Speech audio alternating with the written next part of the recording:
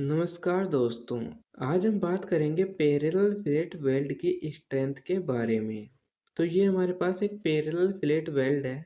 Parallel fillet weld का मतलब क्या होता है कि जहाँ पर वेल्ड की एक्सिस और उस पर लगने वाले फोर्सेस की एक्सिस एक दूसरे के समांतर हो, उसे हम कहते हैं पैरेलल फिलेट वेल्ड। जैसा कि इसके नाम में भी दिख रहा है, पैरेलल यानी होता है समांतर।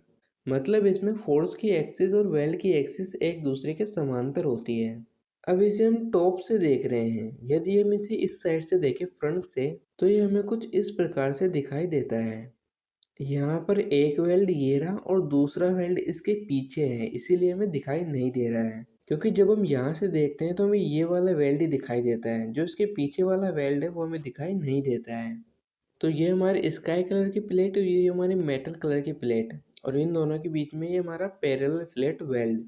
इस वेल्ड पर हमारे पास शियर फोर्स लग रहा है एफ ए।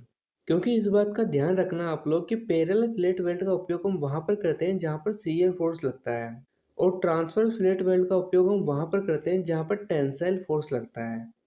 अब यहाँ पर शियर फोर्स एफ ए के कारण इस वेल्ड में स्ट्रेस उत्पन्न होता है। इस स्ट्रेस को हम कहते हैं शियर स्ट्रेस। और इस शियर स्ट्रेस की जितनी मात्रा ये वेल्ड सहन कर पाता है, उसे ही हम कहते हैं इस वेल्ड की स्ट्रेंथ। तो इस वेल्ड की स्ट्रेंथ दिखाने के लिए हम शियर स्ट्रेस के फॉर्मूले का उपयोग करेंगे, जो कि हमारे पास होता है shear stress tau is equal to strength upon area. तो यहाँ पर एरिया को हम बाएं साइड में भेजते हैं और स्ट्रेंथ को दाएं साइड में रखते हैं, तो हमें प्राप्त होता है F(S3) strength is equal to area into shear stress. यहाँ पर F(S3) क्या है? पैरेलल फ्लैट वेल्ड की स्ट्रेंथ।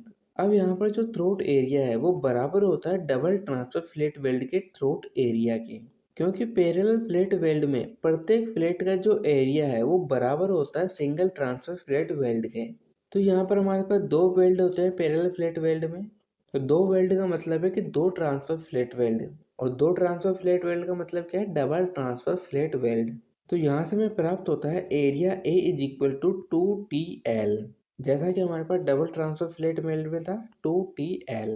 यहाँ से हमें प्राप्त होता है A is equal to 2 into T का मान है हमारे पास 0.707 एस, और एल ऐसे की एस है। 2 से मल्टीप्लाई करने पर हमें प्राप्त हुआ A is equal to 1.414 S L ऐसे की एस है।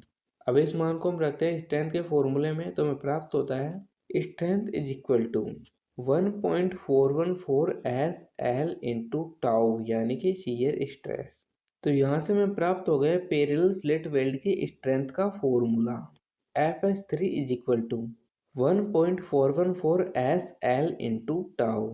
अब एक चीज यहाँ पर ध्यान दीजिए कि जब भी किसी बॉडी पर स्ट्रेस लगता है तो वो केवल शियर है, केवल टेंसाइल स्ट्रेस नहीं लगता है। उस पर टेंसाइल स्ट्रेस और शियर स्ट्रेस दोनों एक साथ लगते हैं। तो ऐसी स्थिति में हम क्या करेंगे? बॉडी पर ट्रांसफर्स और पैरेलल फिलेट वेल्ड दोनों को एक साथ करेंगे। इससे क्या होगा कि हमारे पास टेंसाइल स्ट्रेस में भी मजबूती मिलेगी और शियर स्ट्रेस में भी मजबूती मिलेगी। तो अब हम बात करेंगे जब बॉडी पर पैरेलल और ट्रांसवर्स फ्लैट वेल्ड दोनों एक साथ हो। तो अब हम बात करेंगे जब ट्रांसफर और पैरेलल फ्लैट वेल्ड दोनों एक साथ हों तो उनके स्ट्रेंथ के बारे में। तो ये हमारे पास ट्रांसवर्स और पैरेलल फ्लैट वेल्ड दोनों एक साथ है। इसमें ये दोनों ब्लैक कलर के जो है ये हमारे पैरेलल फ्लैट वेल्ड है, और ये ब्लैक कलर का जो है ये हमारे पास ट्रांसवर्स फ्लैट वेल्ड है। तो अभी हम इसे टॉप व्यू से देख रहे हैं। यदि हम इसे फ्रंट से देखें, इस साइड से यदि हम इसे देखें, तो ये हमें कुछ इस प्रकार से दिखाई देती है। इसमें ये जो ब्लैक वाला दिखाई दे रहा है ये हमारे पास ट्रांसवर्स फ्लैट वेल्ड है, और जो ये ब्लैक वाला दिखाई दे रहा है ये हमारे पास पैरेलल फ्लैट वेल्ड है। इसमें ये हमारे पास शियर फोर्स लग रहा है और ये हमारे पास टेंसाइल फोर्स लग रहा है।